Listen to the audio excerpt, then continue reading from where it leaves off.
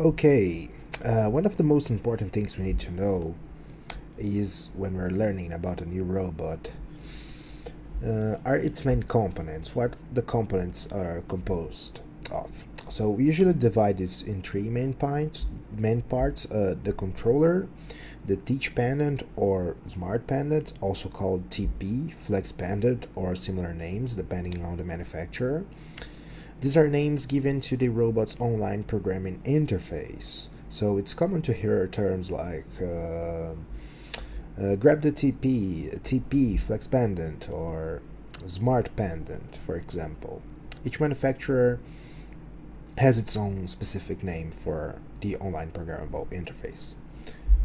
However, in the industry, it is common for us to use or hear, so you often hear the term TP, which stands for teach pendant.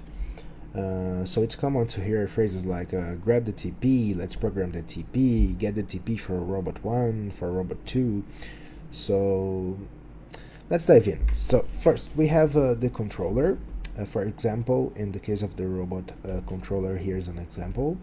And basically the controller is essentially the brain of the robot. So the controller is similar to a computer's tower, just like a computer has a RAM, a memory, a hard drive, a motherboard, a processor.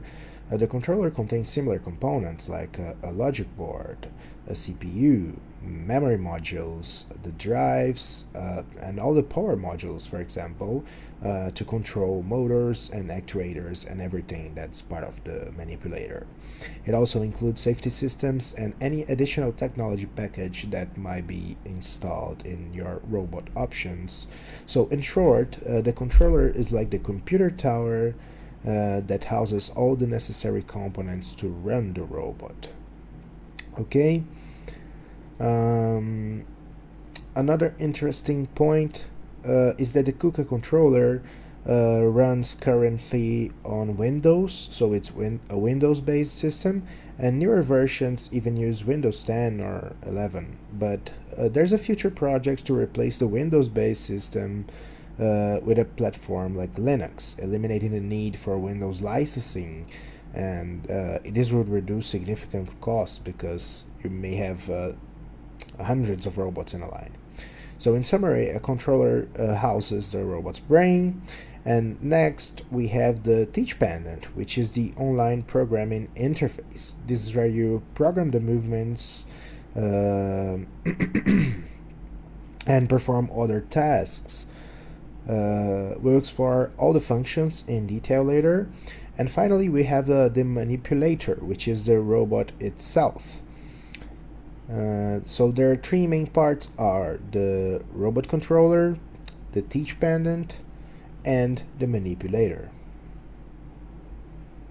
Anything outside the setup will be considered as a peripheral, like a welding tool, a gripper, or other tools. And in our case, we'll focus on a 6-axis industrial robot. So here is the TP of the KUKA.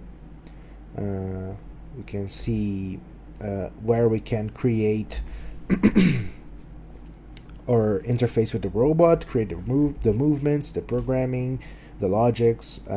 Later, we'll explore each of these buttons, what they do, how to use them, and how to program this robot using the KUKA Lite program. The third part is the manipulator. So this is the manipulator. This is a 6-axis manipulator. And later on we will see each of those three parts independently. In the next class we will see, for example, the mechanical structure of this robot, how are these axes, how the tool is connected here into the tip, and this is what we commonly call the robot itself, but the term is manipulator in the industry. So this will play a lot with this type of robot during this training, understand its functions, what we can do, what we cannot do. So stay tuned to the next classes.